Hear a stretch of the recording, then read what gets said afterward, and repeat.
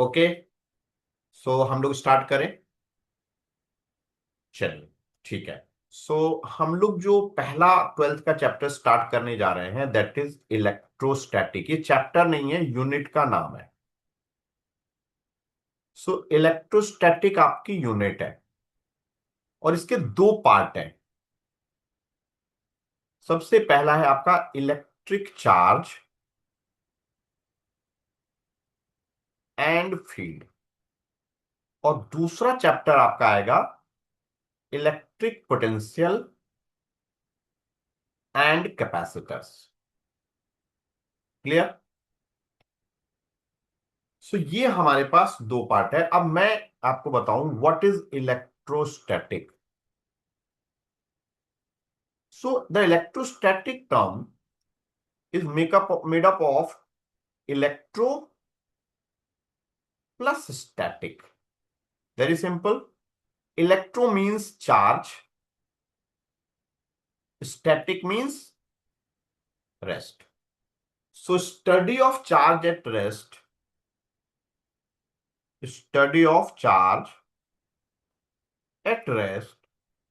Excuse me sir. Yes बेटा। Screen share कर रहे हैं क्या? हाँ, स्क्रीन शेयर है या नहीं? नहीं सर। ओके, चलिए सॉरी। तो मुझे लगता है ठीक है। सो एक बार हम लोग थोड़ा सा हो जाता है। सो ये हमने स्टार्ट किया इलेक्ट्रोस्टैटिक चैप्टर। यूनिट हमारा इलेक्ट्रोस्टैटिक है। Electrostatic unit consist of two part, दो पार्ट है। एक आपका electric charge and field, and second part है इलेक्ट्रिक पोटेंशियल एंड कैपेसिटर्स। तो ये दो चैप्टर है, पहले एक हुआ करते थे। Now it has been divided into two part, electric charge and field, and second one is electric potential and capacitors. Now कैसे, व्हाट इज इलेक्ट्रोस्टैटिक है? So electrostatic, electrostatic. yes, so electro plus static. Now the term electro means charge and static means rest. So study of charge at rest is called electrostatic. Clear? So what is electrostatic? Study of charge at rest is called electrostatic. तो ये आप notes भी बनाते रहेंगे, because notes is very important. Online में एक बहुत बड़ी समस्या क्या होती है कि नोट्स बच्चे नहीं बना पाते हैं। बट प्लीज ये ध्यान रखिएगा, नोट्स बनाना बहुत जरूरी है। अदरवाइज क्या होता है, जब एग्जाम टाइम आएगा तब आप रैंडमली बुक से पढ़ेंगे and it will take lot of time. So आपका अपना अच्छा एक नोट्स 11 ट्वेल्थ में जरूर होना चाहिए। तो एक अच्छा सा सुंदर सा नोट्स आप बनाएंगे, एक नोटबुक बनाएंगे जिसमें क्लास नोट्स होंगे और एक असाइनमेंट के लिए नोट्स बनाएंगे। ठीक है? सो स्टैटिक, इसके देखिए इन दो चैप्टरों के बाद करंट इलेक्ट्रिसिटी है और मैग्नेटिक इफेक्ट ऑफ करंट है, वो इलेक्ट्रोडायनामिक है। वहां पे study of charge at rest is called electrostatic, while study of charge in motion is called electrodynamic. फिर से clear? there are two parts. One is electrostatic. Electrostatic study of charge at rest, उसमें दो chapter हमारे आगे, electric charge and field, electric potential and capacitor. इसके बाद जो twelfth के चैप्टर है वो करंट इलेक्ट्रिसिटी है, मैग्नेटिक इफेक्ट ऑफ करंट है।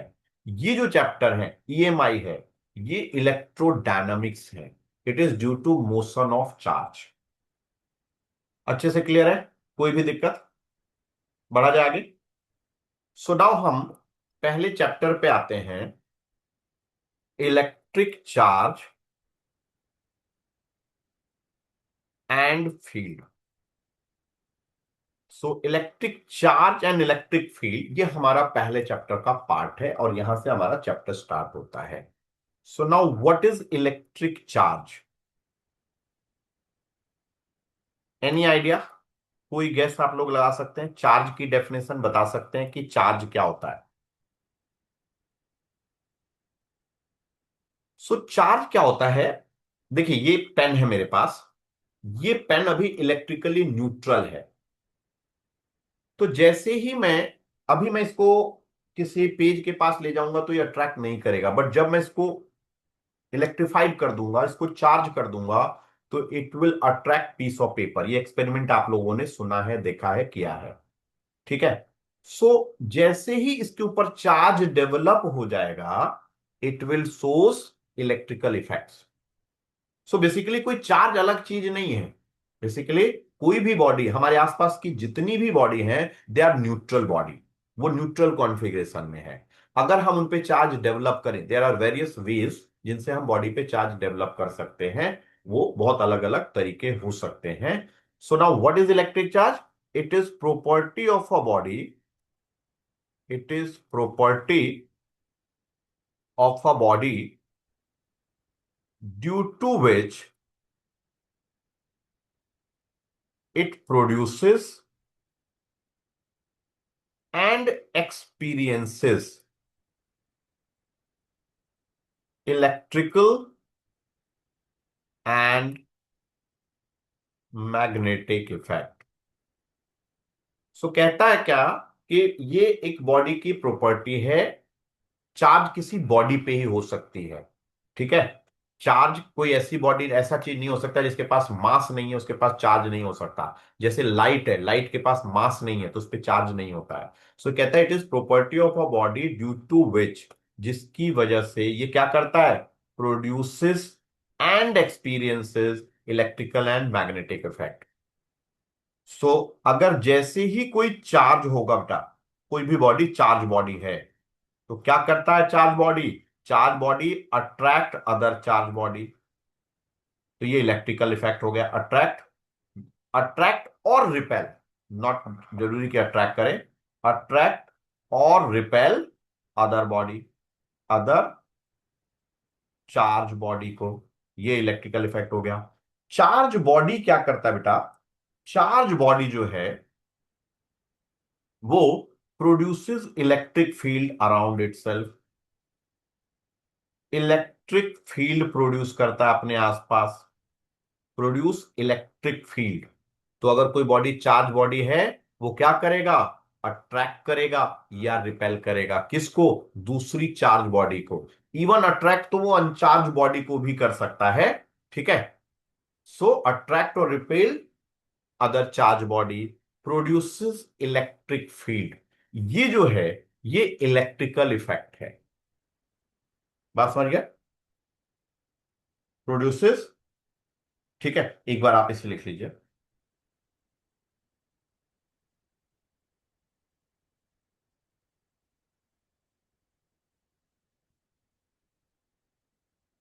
एक सेकंड।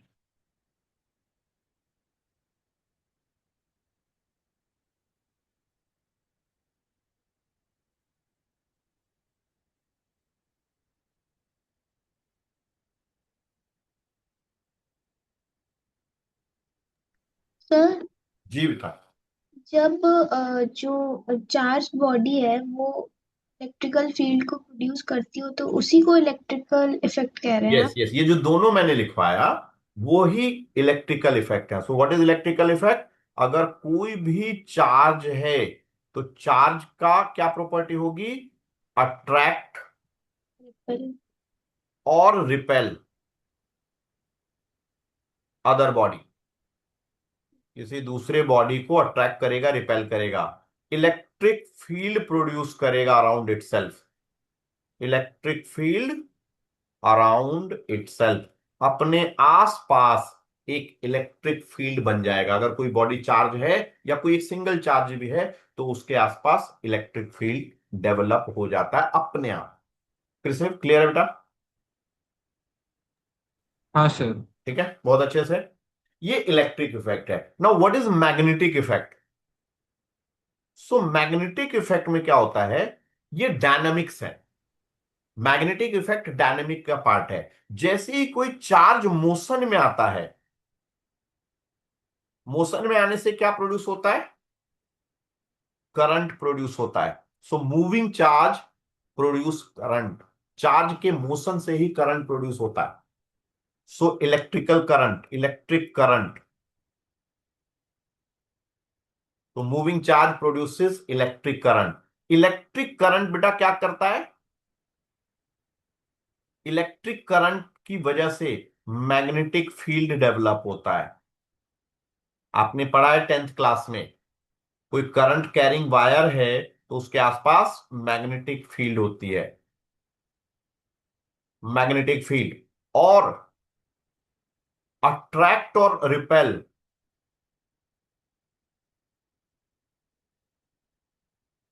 अदर करंट एलिमेंट, ये मैग्नेटिक इफेक्ट है। बहुत ध्यान से समझना है, बहुत सिंपल चीजें मैंने आपको बताई। What is charge? चार्ज के बारे में बताया कि charge is the property of the body due to which it produces and experiences electrical and magnetic effects. What is electrical effect? दो ही इलेक्ट्रिकल इफेक्ट मैंने आपको बताए हैं कि भाई अगर कोई चार्ज है, दैट चार्ज विल अट्रैक्ट और रिपेल अदर चार्ज बॉडी, और even a charge body attract a neutral body. Second electrical effect is it produces electric field around. Even मैं लिख सकता हूं इलेक्ट्रिक पोटेंशियल भी डेवलप होता है, इलेक्ट्रिक पोटेंशियल।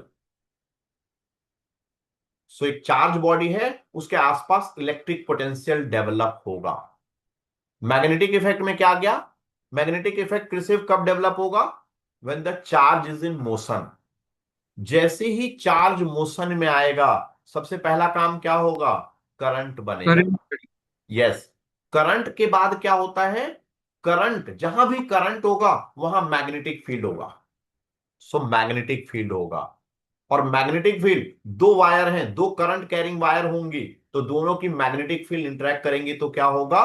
वो आपस में फोर्स एक्सर्ट करेंगी। Two current carrying wire attract each other और repel each other. So these are magnetic effect. ये थोड़ी सी डिटेल में हम पढ़ रहे हैं, तो थोड़ा ध्यान से इन चीजों को समझेंगे। यहां तक एकदम अच्छे से क्लियर है सबको? ठीक है। सो वापस, what is electric charge? Charge is the property of the body due to which it produces and experiences electrical and magnetic effect. Now मैंने डिटेल में आपको समझाया what is electrical effect. Electrical effect की वजह से क्या होगा कि एक चार्ज बॉडी दूसरे चार्ज बॉडी को अट्रैक्ट करेगी या रिपेल करेगी। इसी तरीके से मैंने आपको समझाया कि अगर चार्ज है बॉडी पे तो उसके अराउंड एक इलेक्ट्रिक फील्ड डेवलप होता है। अगर किसी बॉडी पे चार्ज है तो उसके आसपास पोटेंशियल क्रिएट होता है, electric potential. So these are electric effect. Now come to magnetic effect. Moving charge, moving charge क्या बनाता है? सो बेटा मूविंग चार्ज बनाता है करंट। मूविंग चार्ज से बनता है करंट, और करंट से बनता है मैग्नेटिक फील्ड। ठीक है। सो ये हमारी बात हो गई चार्ज के बारे में। नाउ कॉन्सेप्ट ऑफ चार्ज समझते हैं डिटेल में। तो कृषि बेटा, ये हमारे पास एक न्यूट्रल बॉडी है, न्यूट्रल बॉडी। इस पर नेट चार्ज कितना हुआ? 0। so this is a neutral body, so net charge on the body is 0। Clear यहां तक? अब बेटा ये मेरे को समझाइए कि किसी भी बॉडी में इलेक्ट्रॉन कहां होता है और प्रोटॉन कहां होता है? इलेक्ट्रॉन की वजह से नेगेटिव चार्ज है, प्रोटॉन की वजह से पॉजिटिव चार्ज है। नाउ आई वांट कि हम इलेक्ट्रॉन कहां होता है और प्रोटॉन कहां होता है? प्रोटॉन न्यूक्लियस होता है। यस, प्रोटॉन न्यूक्लियस में होता है और इलेक्ट्रॉन बाहर होता है। तो किसको निकालना आसान है? इलेक्ट्रॉन। इलेक्ट्रॉन को। तो बेटा किसी भी बॉडी पे जो चार्ज डेवलप होता है वो इलेक्ट्रॉन की वजह से होता है, वो प्रोटॉन की वजह से नहीं होता है। सो हम किसी भी बॉडी में इलेक्ट्रॉन रिमूव कर सकते हैं और हम एक तरह से ऐड कर सकते हैं। तो हम क्या करेंगे? इलेक्ट्रॉन यहां से रिमूव कर देंगे, तो क्या बन जाएगा? ये जो बॉडी है, this body become positively charge. अब पॉजिटिवली चार्ज बॉडी में क्या हुआ ये बताइए मुझे। अब हम ये कह सकते हैं कि प्रोटॉन ज्यादा है, या हम ये कह सकते हैं कि इलेक्ट्रॉन कम है? सर पॉजिटिव नहीं, इलेक्ट्रॉन कम होगा। यस। ये नहीं कहेंगे कि प्रोटॉन ज्यादा है, प्रोटॉन तो उतना ही है जितना न्यूट्रल कॉन्फ़िगरेशन में था। भाई प्रोटॉन पहले जितना था उतना ही अभी भी है। So there is deficiency of electron, deficiency of electron. हमेशा जो भी बॉडी पॉजिटिवली चार्ज होगी that means there is deficiency of electron. ये क्लियर हो गया बात।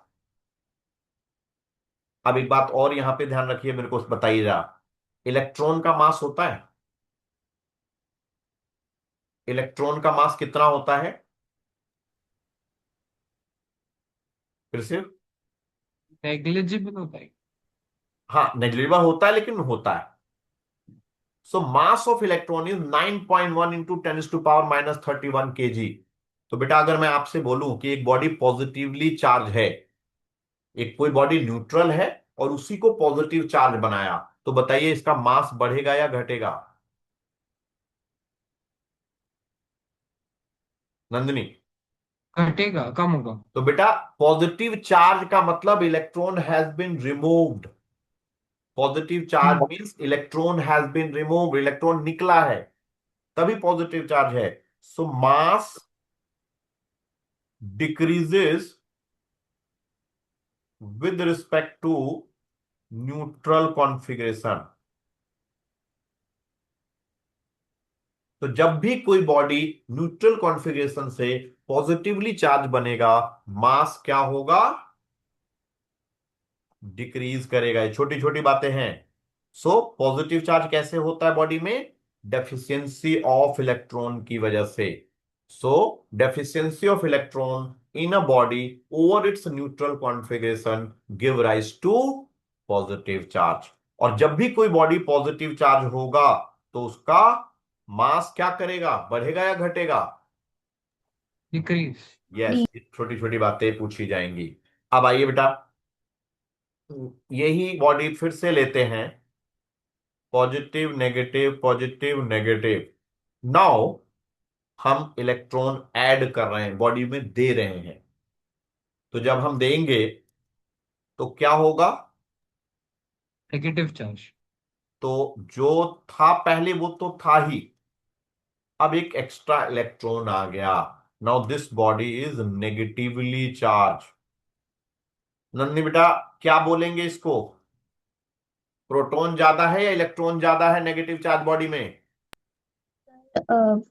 इलेक्ट्रॉन ज्यादा है। इलेक्ट्रॉन एक्सेस में आ गए, तो एक्सेस ऑफ इलेक्ट्रॉन हो गया इसमें। So excess of electron in a body over its neutral configuration give rise to negative charge. Deficiency of electron give rise to positive charge, excess of electron give rise to negative charge. Mass of negatively charge body क्या होगा? Is more than its neutral counterpart. समझ में आ रहा है बात? कि हमेशा negatively charge body का जो मास होगा अपने न्यूट्रल कॉन्फ़िगरेशन के रिस्पेक्ट में ज्यादा होगा।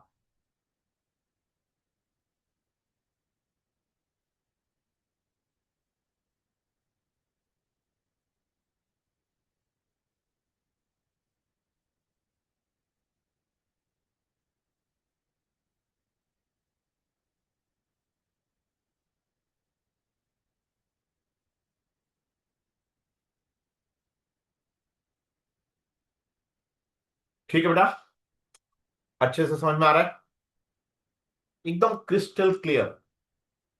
तो ये बात आपको आ गई समझ में। तो पॉजिटिव बॉडी कैसे बनता है, नेगेटिव बॉडी कैसे होता है, ये चीज क्लियर हो गया। तो positively charge body, negatively charge body.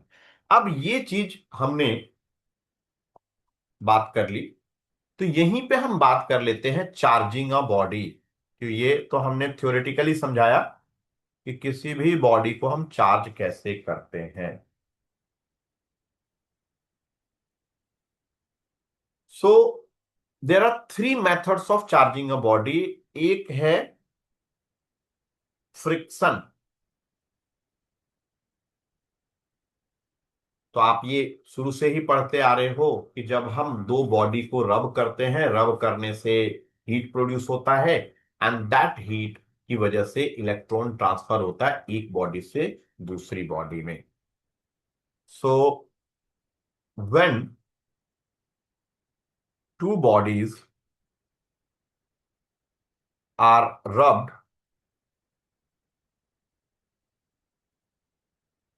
against each other, their mechanical energy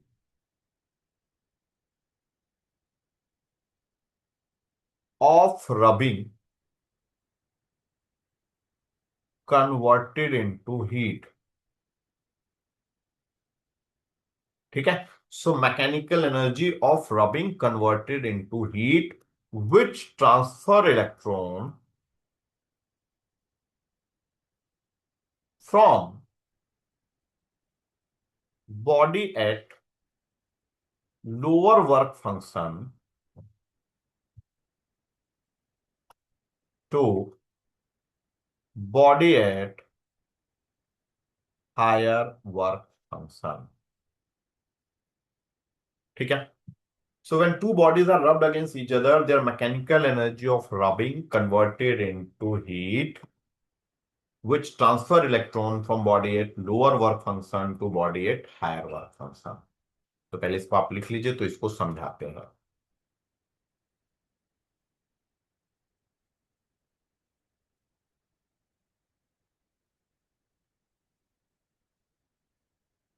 तो केमिस्ट्री में 11th में आपने वर्क फंक्शन का वर्ड सुना होगा।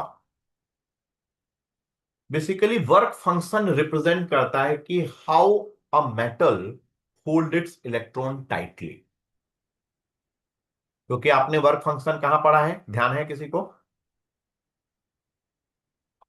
सो वर्क फंक्शन है amount of energy required to remove an electron from metal surface. Photo electric effect में आपने पढ़ा है।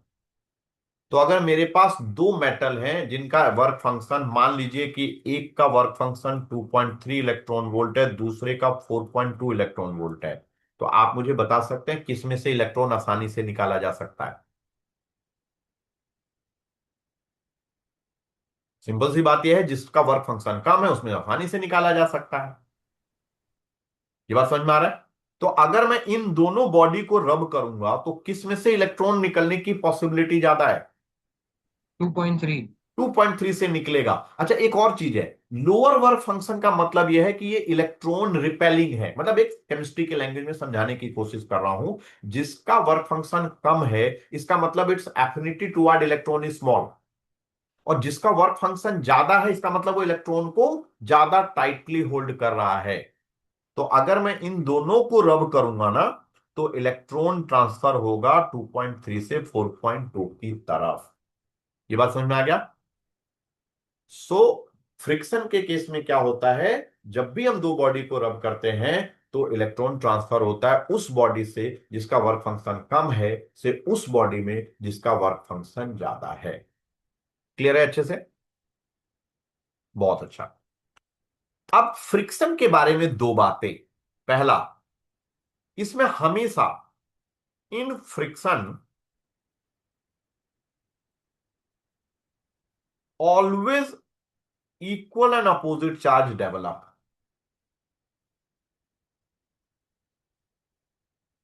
फ्रिक्शन में हमेशा इक्वल और अपोजिट चार्ज डेवलप होता है। इन फ्रिक्शन ऑलवेज इक्वल। अगर मान लीजिए दो बॉडी है तो एक बॉडी पे जितना पॉजिटिव चार्ज डेवलप होगा उतना ही दूसरे पे नेगेटिव चार्ज डेवलप होगा। बात समझ में आ गया? दूसरा बड़ा ध्यान रखना है, it is applicable for insulator only.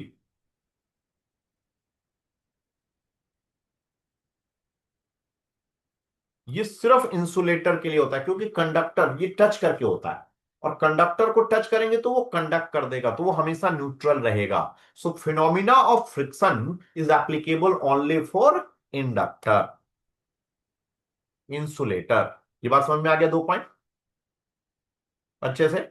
चलिए, तो अब हम दूसरा मेथड की बात करते हैं, that is conduction.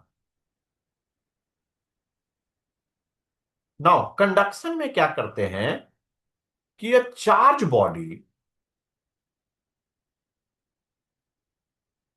is physically touch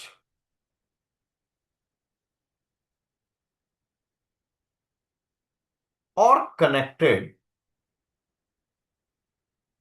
with other uncharged or charged body at lower potential.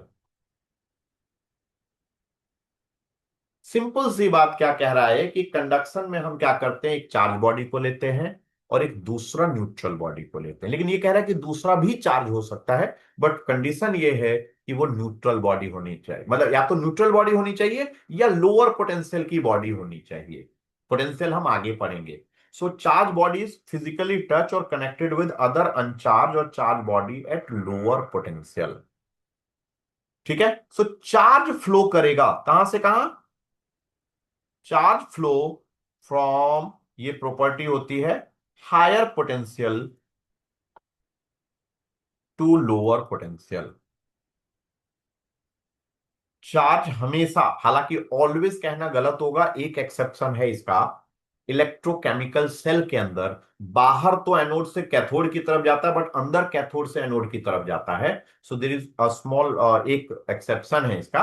Otherwise in all the cases charge flow from higher potential to lower potential.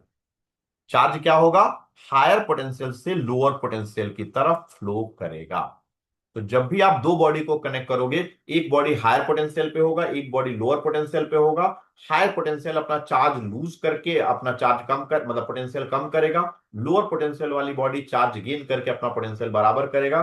तब तक करेगा जब तक दोनों बराबर पोटेंशियल के ना हो जाए। दोनों बराबर चार्ज नहीं, याद रखना है, बराबर पोटेंशियल। तो खैर वो सब हम करेंगे। सो हमने फ्रिक्शन समझ में आ गया अच्छे से, कंडक्शन समझ में आ गया। कंडक्शन में नॉर्मल घर में आप देख रहे हो, बैटरी चार्ज कर रहे हो, लैपटॉप चार्ज कर रहे हो, तो वो हाई पोटेंशियल पे है, ये लो पोटेंशियल पे है, चार्ज फ्लो करेगा हायर टू लोअर पोटेंशियल। कब तक फ्लो करेगा, जब तक कि दोनों के चार्जेस बराबर ना हो जाए। कंडक्शन समझ में आ गया। Now there is a third method called induction. तो एक तीसरा मेथड है इंडक्शन। इंडक्शन में क्या करते हैं, अ चार्ज, जिसको हम इंड्यूसिंग बोलते हैं, a charge body is brought near to an uncharged body. So induction के केस में एक चार्ज बॉडी कौन सी, inducing body, is brought near to an uncharged body, उसके पास लाते हैं, टच नहीं कराते हैं। ठीक है, अपोजिट इक्वल और smaller charge develop on other body. तो ये मैं अभी एक्सप्लेन भी करूंगा। कहता है एक चार्ज बॉडी लिया और एक अनचार्ज बॉडी लिया, इसके पास लाया, बस पास लाने के बाद इस पे एक चार्ज डेवलप होता है। नेचर तो हमेशा अपोजिट होता है, तो अगर पॉजिटिवली चार्ज बॉडी लाऊंगा तो नेगेटिव चार्ज डेवलप होगा, नेगेटिव बॉडी लाऊंगा तो पॉजिटिव चार्ज डेवलप होगा। बट यहां पे बच्चे कंफ्यूज होते हैं, ये जो चार्ज डेवलप होता है वो बराबर भी हो सकता है और स्मॉलर भी हो सकता है, बड़ा नहीं हो सकता। तो इसको मैं समझाऊंगा थोड़ी देर में। कृषि यहां तक क्लियर है बेटा अच्छे से, every point is clear to, yes sir. ठीक है नंदिनी। यस सर, क्लियर है। तो बेटा इसको हम समझते हैं।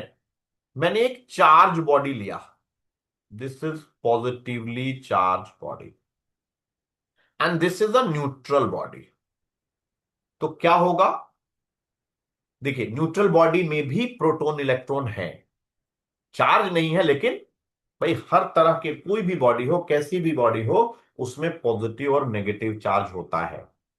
तो जैसे ही हम इसके पास लाएंगे, दिस इज कॉल्ड पोलराइजेशन और इंडक्शन। पोलराइजेशन का मतलब समझ गया, पोलराइज कर देना। तो ये पॉजिटिव चार्ज क्या करेगा, इसके इलेक्ट्रॉन को अट्रैक्ट करेगा, so electron will accumulate here. समझ में आ गया। And this positive charge repel, so all the positive center will tilt toward other side. ये समझ में आया कि नहीं आया? So this is called polarization. इसको इसने पोलराइज कर दिया। बट अभी भी इस बॉडी का चार्ज कितना है? 0 है, 0. क्योंकि नेट चार्ज, भाई ठीक है, माइनस क्यू इधर है, प्लस क्यू उधर है। तो अगले स्टेप में हम क्या करेंगे? अर्थिंग करेंगे।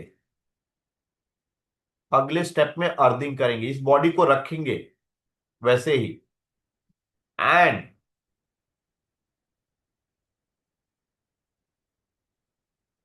इसकी अर्थिंग करेंगे।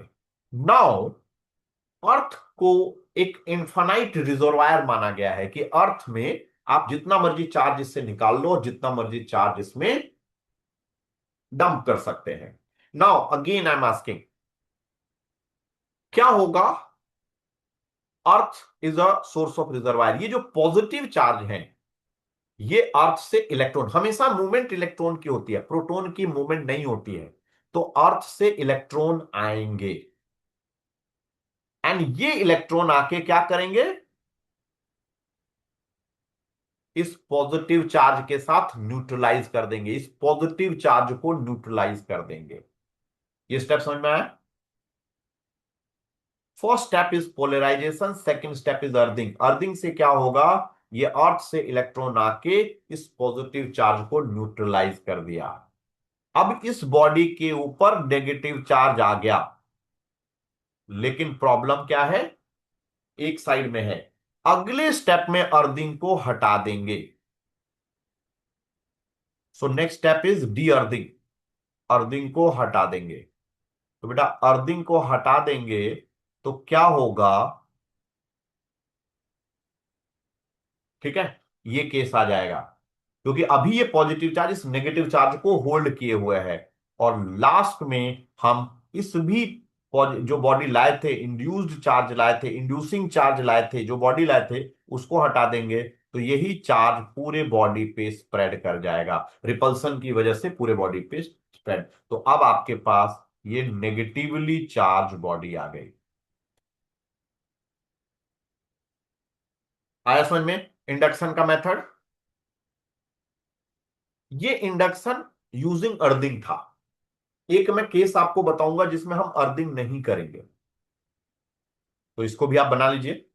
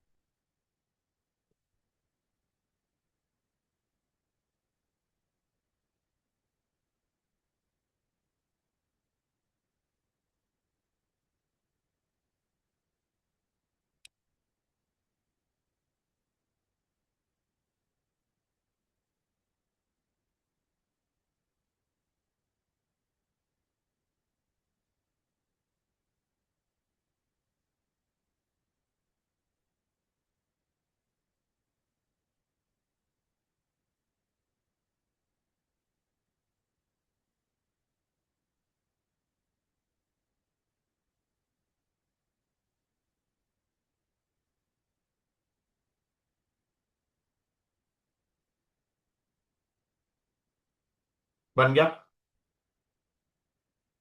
चलिए अब बेटा जस्ट उल्टा करते हैं। इसमें कौन सी चार्ज बॉडी मुझे मिले? Negative charge. मुझे अगर पॉजिटिव चार्ज बनाना है तो थोड़ा सा फास्ट में कर रहा हूं। इस बार मैं नेगेटिवली चार्ज बॉडी लूंगा। तो जैसे ही मैं एक अनचार्ज बॉडी लाऊंगा तो पॉजिटिव चार्ज यहां आएगा, इस साइड नेगेटिव चार्ज हो जाएगा। अगले स्टेप में अर्थिंग करूंगा मैं, तो क्या होगा? अर्थिंग करते ही अब यहां पे मुझे आप लोग बताएंगे दोनों, अर्थिंग करते ही क्या होगा? ये बताइए क्या होगा अर्थिंग करते ही? सर अर्थ से इलेक्ट्रॉन क्या होगा कृषिव? अर्थ से इलेक्ट्रॉन आएंगे या अर्थ में इलेक्ट्रॉन जाएंगे?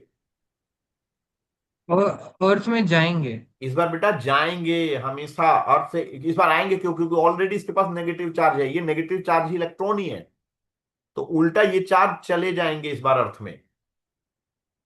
तो ये आपका नेगेटिव पॉजिटिव चार्ज बॉडी बन गया, क्यू पॉजिटिव बन गया, लेकिन पोटेंशियल जीरो है अभी। अगले स्टेप में अर्थिंग को हटा देंगे, सॉरी ये सर हम नेगेटिव। अर्थ सिर्फ नेगेटिव चार्ज ही ले सकते हैं और उसको दे सकते एक्चुअली में ओवरऑल पूरा हर जगह पे जो चार्ज का कॉन्सेप्ट है ना, कंडक्टर के अंदर, इंसुलेटर के अंदर, due to the flow of electron है। हाँ, इलेक्ट्रोलाइट वगैरह होते हैं, वहां पे positive negative charge ions move कर सकते हैं। But in case of solid body, कोई भी सॉलिड बॉडी होगी, उसमें जो मूवमेंट होगी वो इलेक्ट्रॉन की वजह से होगी।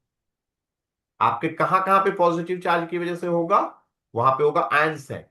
जैसे HCl है, H positive Cl negative, H positive भी मूव करेगा, Cl नेगेटिव भी मूव करेगा, वो आयंस है। ठीक है।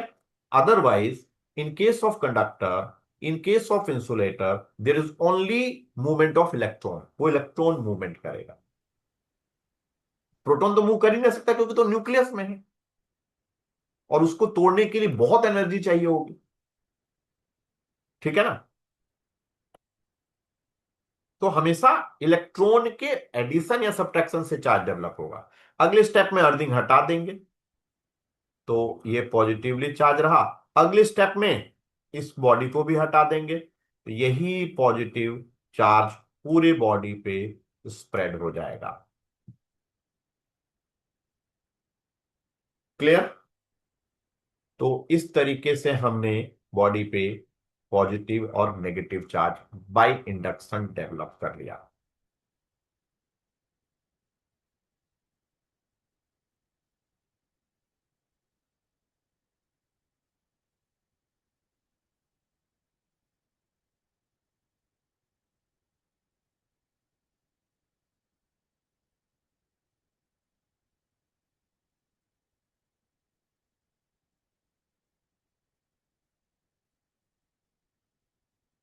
क्लियर बेटा?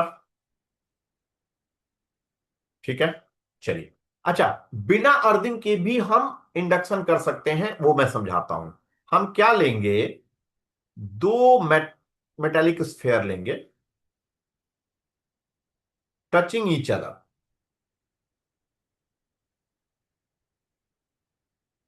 और अब हम इसके ऊपर एक पॉजिटिव चार्ज ला रहे हैं। तो क्या होगा बेटा, यहां पे नेगेटिव चार्ज होगा और यहां पे पॉजिटिव चार्ज होगा विदाउट अर्थिंग। अब हम क्या करेंगे, दोनों स्फेयर को अलग अलग कर देंगे।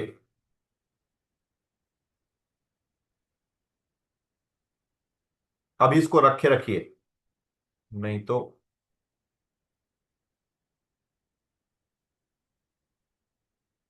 अगले में इस बॉडी को भी हटा दीजिए, जो इंड्यूसिंग बॉडी है उसको हटा दीजिए। तो इस पे नेगेटिव चार्ज डेवलप हो गया और इस वाले पे पॉजिटिव चार्ज डेवलप हो गया। समझ में आए वाला?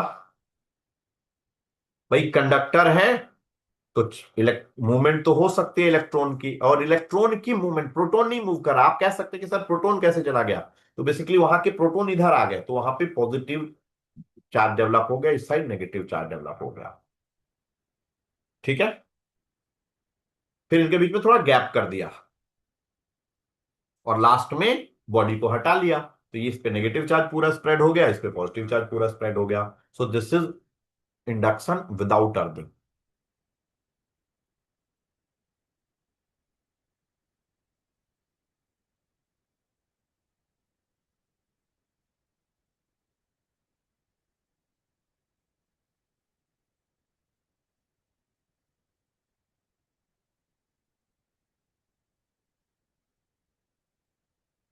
बढ़े आगे।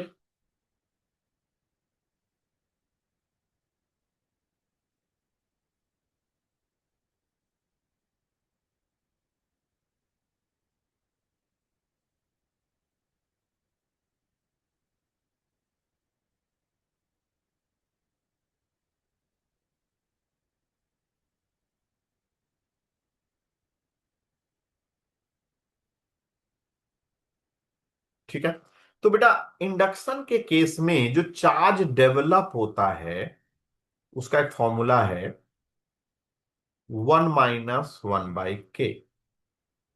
So what is q dash? This is induced charge, this is induced charge. और ये माइनस क्यू क्या है? इंड्यूसिंग चार्ज है। माइनस लगा है, नेचर अपोजिट हो जाएगा, इंड्यूसिंग चार्ज, जो चार्ज इंड्यूस करा रहा है। एंड नाउ के इज डाइलेक्ट्रिक कांस्टेंट। ये आगे हम पढ़ेंगे, डाइलेक्ट्रिक कांस्टेंट। फॉर मेटल्स के इनफाइनाइट होता है, फॉर नॉन मेटल्स के जो है वो 0 to infinity, in between infinity, infinity नहीं होगा, excluding infinity. So 0 to infinity होगा। अब ध्यान रखिएगा, बहुत इंपॉर्टेंट बात, इन केस ऑफ मेटल जो क्यू डैश होगा वो माइनस क्यू के बराबर होगा। Equal and opposite charge develop होगा। किसमें? मेटल में। इन case of induction, equal and opposite charge develop in metal. लेकिन बेटा नॉन मेटल के केस में, इन केस ऑफ नॉन मेटल्स, आपका जो क्यू डैश होगा वो हमेशा क्यू से छोटा होगा। आप रख के देखिए, के की वैल्यू जैसे वाटर की 80 होती है, तो क्यू डैश कितना हो जाएगा? Minus Q, 1 - 1/80। माइनस साइन सिर्फ और सिर्फ साइन के लिए, प्लस माइनस के लिए, वो उसको वो मीनिंग नहीं है। तो क्यू डैश कितना हो जाएगा? Minus Q 80, 79/80, which is definitely less than 1। तो इस बात को ध्यान रखना है, मेटल के केस में ही इक्वल, बहुत सारे बच्चे कंफ्यूज होते हैं, इक्वल एंड अपोजिट चार्ज कब डेवलप होगा? मेटल के केस में। इन case of non metal, Q dash जो है वो हमेशा क्यू से कम आएगा। क्लियर है? चलिए, तो ये हमने मेथड्स ऑफ चार्जिंग कर लिया, फ्रिक्शन, इंडक्शन एंड कंडक्शन। अब बेटा यहां पे दो चीजें ध्यान रखना, यूनिट्स ऑफ चार्ज, चार्ज की यूनिट। तो ऐसा यूनिट तो होता है कूलम, ऐसा यूनिट है कूलम।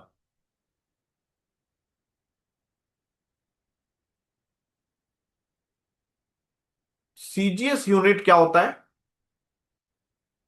याद रखिएगा, स्टैट कूलम बोलते हैं इसको, stat coulomb. CGS unit is stat coulomb. SI unit coulomb, CGS unit stat coulomb. एक सीजीएस यूनिट को ही हम बोलते हैं ESU, electrostatic unit of charge, ESU of charge भी बोलते हैं, स्टैट कूलम। और बेटा एक होता है सीजीएस यूनिट में ही ईएमयू ऑफ चार्ज। ये सारे सीजीएस यूनिट हैं, दीज आर सीजीएस यूनिट। सो ऐसा यूनिट है कूलम, सीजीएस यूनिट। अलग अलग सिस्टम में, सीजीएस में भी अलग अलग सिस्टम है, स्टैट कूलम। ईएसयू को बोलते हैं इलेक्ट्रोस्टैटिक यूनिट, ईएमयू को बोलते हैं electromotive unit.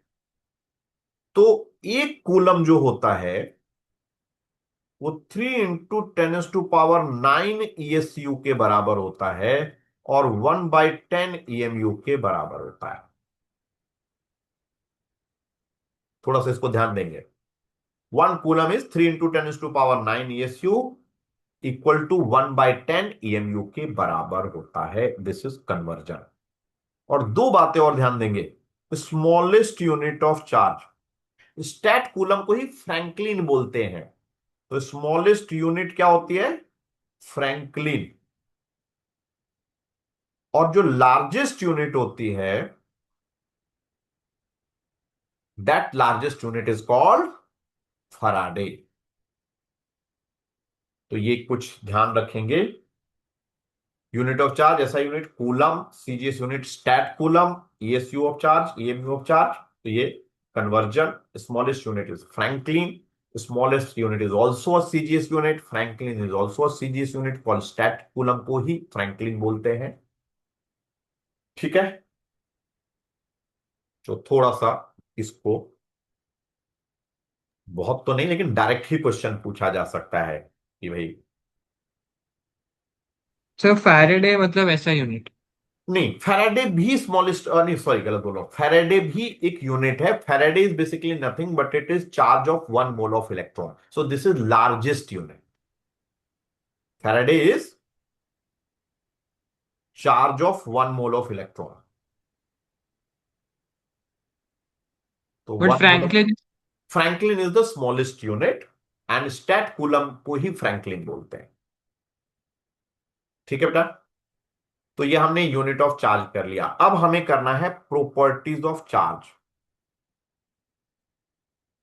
Properties of charge. तो पहला property, charge is additive in nature.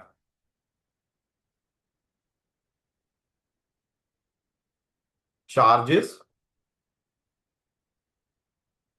Additive in nature. Simple, जब चार्ज एक स्केलर क्वांटिटी है, so it follow scalar algebra.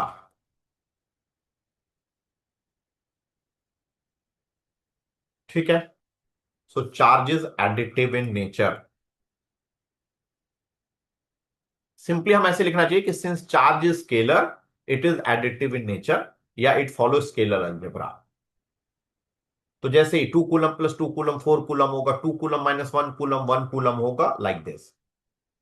दूसरा है important, charge is charge of an isolated system. Charge of an isolated system is conserve. तो एक isolated system का charge conserve होता है। इसके दो एग्जाम्पल हमें समझने हैं। एक होता है बेटा pair production. Pair production, pair production में क्या होता है, एक हैवी न्यूक्लियस होता है, और उस हैवी न्यूक्लियस पे हम गामा रे इंसिडेंट करते हैं।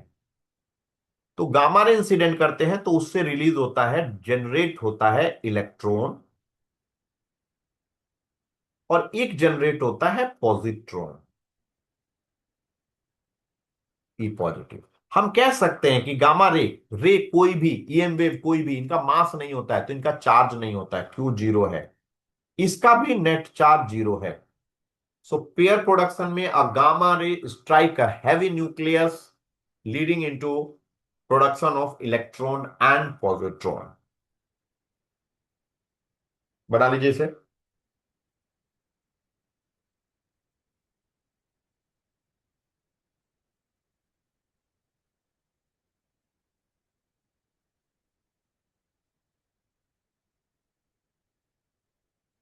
तो कंजर्वेशन ऑफ चार्ज हो गया। गामा रे की चार्ज जीरो है, इलेक्ट्रॉन और प्रोजिट्रॉन दोनों का net sum of charge zero हो जाएगा।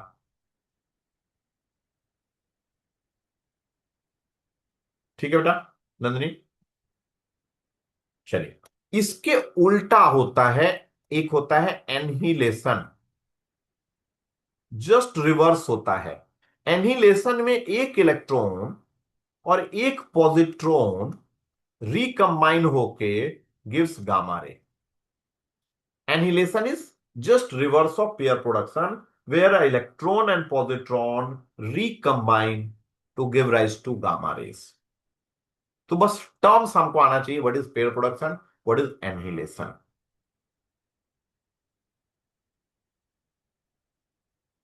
ठीक है, so these two are part of conservation of charge.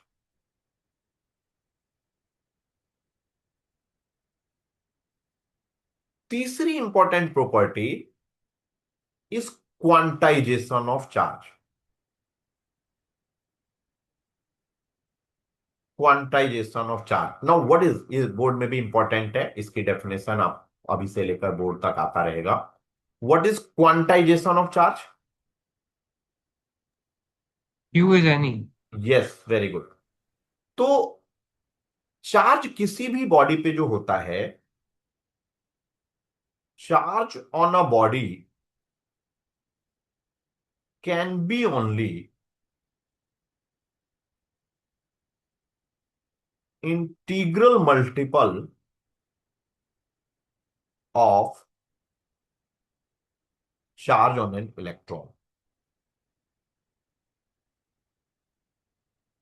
क्योंकि चार्ज बेसिकली होता ही इलेक्ट्रॉन की वजह से है। तो कहता है कि किसी भी बॉडी पे जो चार्ज होगा वो एक इलेक्ट्रॉन के चार्ज के मल्टीपल के बराबर होगा। जैसे मैं इसको समझाने की कोशिश करता हूं कि मेरे पास एक बॉडी है, इसमें से मैं एक इलेक्ट्रॉन को निकालता हूं, तो भाई एक इलेक्ट्रॉन निकल गया, यानी एक पॉजिटिव चार्ज बॉडी पे डेवलप हो गया। अगर मैं दो इलेक्ट्रॉन निकालता हूं तो दो निकालने में पॉजिटिव, ऐड करने पे नेगेटिव।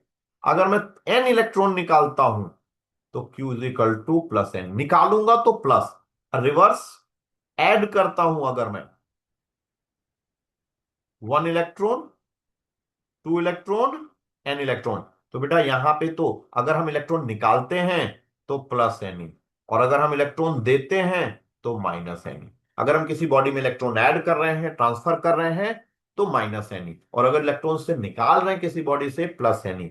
इन दोनों टर्म को हम कंबाइन कर देंगे एंड देन क्वांटाइजेशन का मैथमेटिकल एक्सप्रेशन आ जाएगा Q is equal to plus minus n. तो ये समझ में आ रहा है कि प्लस कब होगा नंदिनी, प्लस कब होगा बेटा? when the electron is removed। Remove, yes sir. Minus कब होगा? when the electron is added। इन तो कंबाइनिंग दीज टू फैक्टर बहुत इंपॉर्टेंट है, इसके ऊपर हम न्यूमेरिकल करेंगे। तो Q is equal to plus minus n e. तो जस्ट जैसे ये खत्म हो जाएगा प्रॉपर्टी, उसके बाद we will do some numericals. So Q is equal to plus minus n e. Electron का चार्ज जो वन इलेक्ट्रॉन होता है वो 1.6 इंटू 10⁻⁻19 कूलम। अब ये प्रॉपर्टी थी हमारी थर्ड। फोर्थ प्रॉपर्टी जो है वो है चार्ज रिजाइड्स ऑन द, ये कंडक्टर की प्रॉपर्टी है वैसे, outer surface of conductor. Charge reside on the outer surface of conductor. तो कोई भी बॉडी है और हम जब भी चार्ज देंगे ना, कंडक्टर की प्रॉपर्टी है, इंसुलेटर की प्रॉपर्टी नहीं है, वो हमेशा उसके चार्ज सरफेस पे रहेगा due to repulsion. So charge reside on the outer surface of conductor. अगर कोई बॉडी नेगेटिवली चार्ज है तो भी उसके सरफेस पे चार्ज रहता है। अगर किसी भी शेप की बॉडी है तो चार्ज क्या रहता है? हमेशा उसके सरफेस पे रहता है। इनसाइड कितना चार्ज होता है? जीरो। क्यों इनसाइड कितना होगा? जीरो। तो this is the property of conductor. What is property of conductor? Charge reside on the outer surface of conductor and this is due to repulsion. ठीक है। So charge reside on the outer surface of conductor. बढ़े फिर से। Okay, now take fifth point, and that is also important. Charge is invariant. Charge is invariant. अब what is invariant? So basically invariant is charge of a body does not depend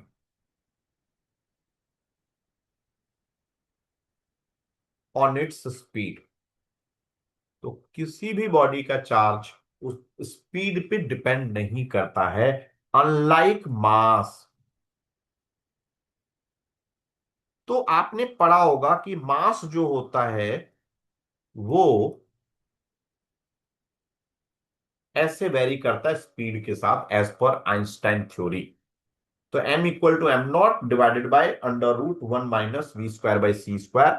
this is Einstein theory, जिसमें वो कहता है कि mass, length, time वो speed के साथ very करता है। बट हमें क्या ध्यान रखना है? Charge of a body does not depend on its mass, speed.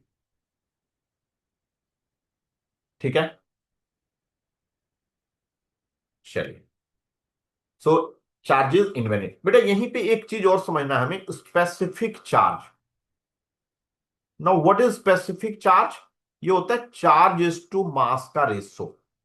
इसको हम लैम्डा से रिप्रेजेंट करते हैं। So specific charges, charge is to mass. तो अब क्योंकि चार्ज तो डिपेंड नहीं करता है, तो ये बताइए, अगर मैं स्पीड को बढ़ाऊंगा तो मास बढ़ेगा या घटेगा?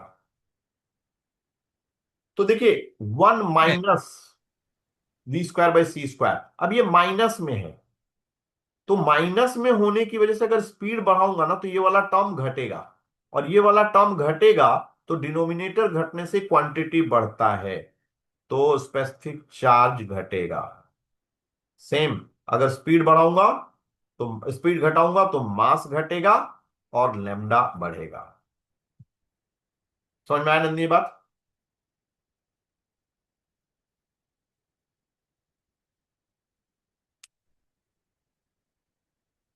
कृषि बेटा, टाइम तो है ना? हाँ सर, 7:30 है मेरा दूसरा क्लास। ठीक है, तो थोड़ा सा इसको कवर कर लेते हैं, ताकि फिर हम रेगुलर बैच से शुरू कर देंगे, कल भी क्लास रहेगी। ठीक है, यहां तक लिख लिया नंदी? ये बात समझ में आया कि नहीं आया? तो चार्ज इज इनवेरिएंट, समझ गए कि चार्ज स्पीड पे, हाँ स्पेसिफिक चार्ज करता है, चार्ज नहीं करता बट स्पेसिफिक चार्ज करता है। अब हम बेटा ये अगला पॉइंट लिखेंगे, एक पॉइंट पांचवा था, छठा। Charge is always associated with मास। बहुत इंपॉर्टेंट बात।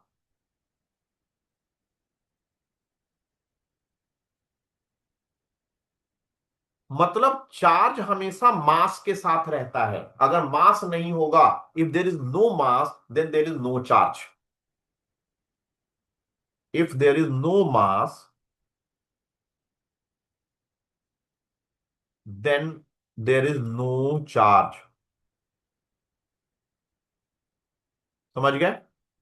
अगर मास नहीं होगा तो चार्ज नहीं होगा, लेकिन अब मास कैन एग्जिस्ट। भाई न्यूट्रल बॉडी पे चार्ज थोड़ी होता है, लेकिन मास तो होता है without charge. So charge is always associated with mass.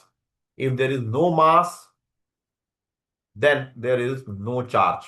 But a mass can exist without charge. A mass can exist without charge.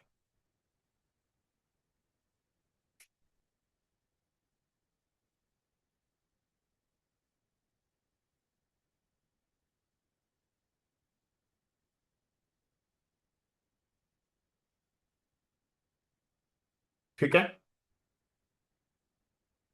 अब यहां पे लास्ट पॉइंट हम लिखते हैं,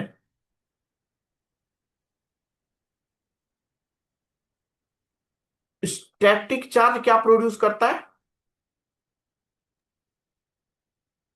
static electricity. Static charge produces electric field. ठीक है, moving charge क्या produce करता है? मूविंग चार्ज भी इलेक्ट्रिक इलेक्ट्रिक फील्ड तो रहेगा ही रहेगा। Electric field plus magnetic field आ जाएगा जैसे ही मोशन में आएगा। लेकिन बेटा यही charge, moving charge produces electric field and magnetic field. Accelerating, अगर चार्ज एक्सलरेट कर रहा है, सो accelerating charge produces, accelerating charge क्या प्रोड्यूस करेगा? तो एक्सलरेटिंग चार्ज प्रोड्यूस करेगा इलेक्ट्रिक फील्ड भी, मैग्नेटिक फील्ड भी, साथ के साथ एनर्जी रेडिएट करता है, ईएम वेव रेडिएट करता है, रेडिएट ईएम वेव। समझिए इस बात को, radiate EM wave. So rest पे चार्ज जब है, इलेक्ट्रिक फील्ड प्रोड्यूस करेगा, मोशन में चार्ज है, इलेक्ट्रिक फील्ड मैग्नेटिक फील्ड करेगा, और एक्सलरेट कर रहा है चार्ज, तो वो क्या करता है? इलेक्ट्रिक फील्ड, मैग्नेटिक फील्ड और ईएम वेव रेडिएट करना शुरू कर देता है। ठीक है,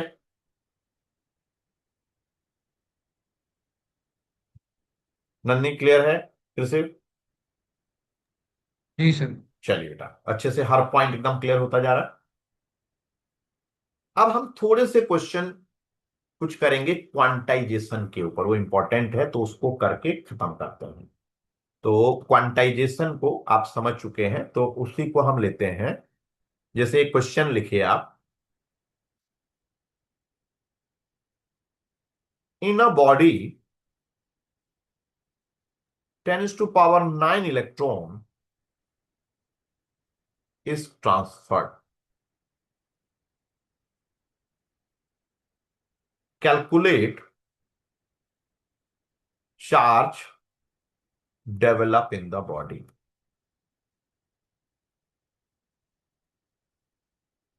कहता है एक बॉडी है, उसमें 10 to power 9 इलेक्ट्रॉन को ट्रांसफर किया गया है, तो उस पे कितना चार्ज डेवलप होगा?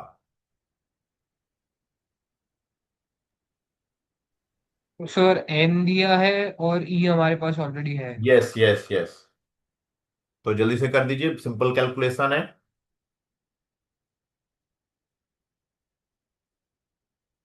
नन्नी बताओ बेटा।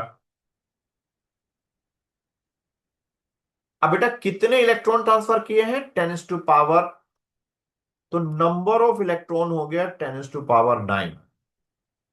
तो फॉर्मूला हमारे पास है Q is equal to n e. लेकिन एक बार बताइए, इस पे पॉजिटिव चार्ज डेवलप होगा या नेगेटिव चार्ज डेवलप होगा? नन्नी आप बताइए बेटा, पॉजिटिव चार्ज डेवलप होगा या नेगेटिव चार्ज? तो पॉजिटिव डेवलप होगा। बेटा थोड़ी सी लापरवाही। अगर किसी बॉडी में आप डाल रहे हो तो नेगेटिव इलेक्ट्रॉन आया, इलेक्ट्रॉन मतलब negative, in a body 10 to power 9 electron is transferred, तो नेगेटिव चार्ज डेवलप होगा। छोटी छोटी बातों को ध्यान रखना है। तो -10 to power 9, अगर किसी बॉडी में आ रहा है, इलेक्ट्रॉन आ रहा है तो माइनस, किसी बॉडी से निकाल रहे हैं तो प्लस। ठीक है? तो Q is equal to n e 1.6 into 10 to power -19, तो आपके पास चार्ज हो जाएगा -1.6 इंटू 10 to power -10 कूलम। फिर से यही होगा।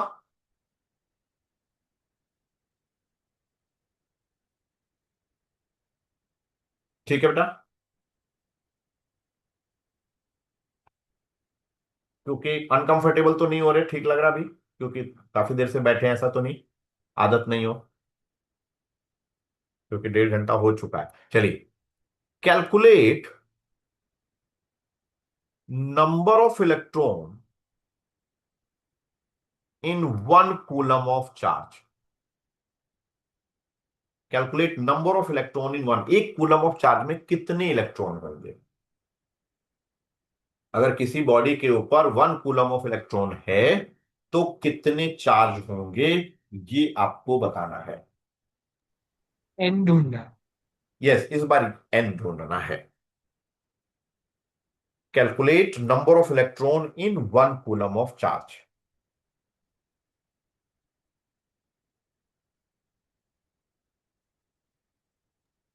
सर इसमें तो प्लस एन ही होगा ना। अब इसमें हाँ कुछ दिया नहीं है तो प्लस लेके चलेंगे। यस,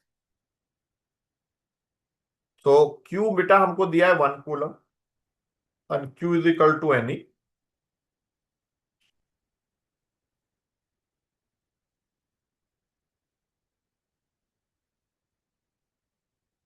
तो एन आएगा 1/1.6 इंटू 10 to power -19, यानी 10 to power 19 डिवाइडेड बाई 1.6, यानी 100/16 कर लेते हैं, 10 to power 80।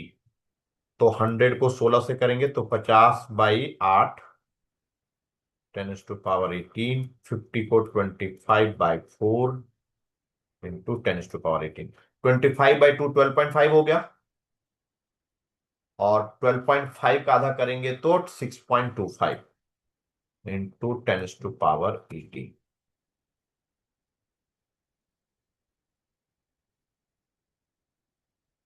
आया समझ में? सर हमें कैलसी अलाउड है। नहीं, थोड़ा अच्छा आपको है ना? हाँ मेरे को है। ठीक है, तो आप कर सकते हो। ठीक है, चलिए बहुत अच्छा। नंदी समझ में आ गया न्यूमेरिकल? तो और कुछ ले लेते हैं।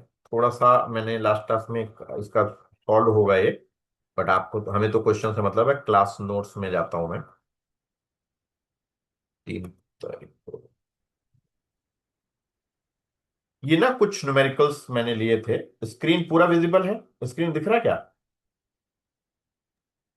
सर वो आपका प्रेजेंटेशन ही दिख रहा है। अच्छा, वही वाला दिख रहा है ना? ठीक है, मैं क्वेश्चन ले रहा हूं। बस आपको क्वेश्चन लिख लेना है। तो मैं इसको पूरा कर देता हूं। मैं स्क्रीन को क्या कहते हैं, ये थोड़ा सा करते हैं बड़ा।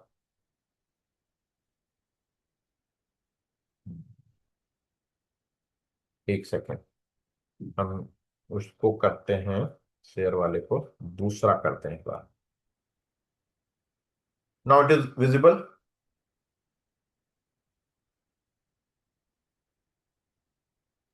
दिखा सर। तो अगला क्वेश्चन है, how many electron must be remove from a conductor so that it acquire a charge of 3.5। तो मेरे हिसाब से अब बस आपको देखते जाना है, क्योंकि ऑलरेडी अब इसके बाद आप आराम से प्रैक्टिस कर सकते हो। Nandini, how many electron must be remove from a conductor so that it acquire, तो हमको चार्ज दिया हुआ है और हमसे पूछ रहा है नंबर ऑफ इलेक्ट्रॉन निकालना। ये हो जाएगा?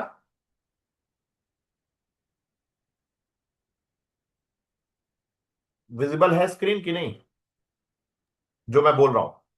यस सर है। या पहले वाला विजिबल है? नहीं नहीं, दिख रहा है नहीं मेरे। ये वाले जो मैंने सॉल्व किए हुए हैं, रेड कलर में क्वेश्चन है। हाँ हाँ, दिख रहा है। ठीक है, तो अगला वाला क्वेश्चन क्या दिख रहा है? What is the charge possessed by 1 kg हाँ, ऑफ इलेक्ट्रिक। इसको देखिए कि हमको कहता है कि 1 किलो इलेक्ट्रॉन अगर हमारे पास है तो कितना चार्ज होगा। What is the charge possessed by 1 kg of electron. तो नंदनी, 1 किलो ऑफ इलेक्ट्रॉन अगर अपने पास है तो कितना चार्ज होगा?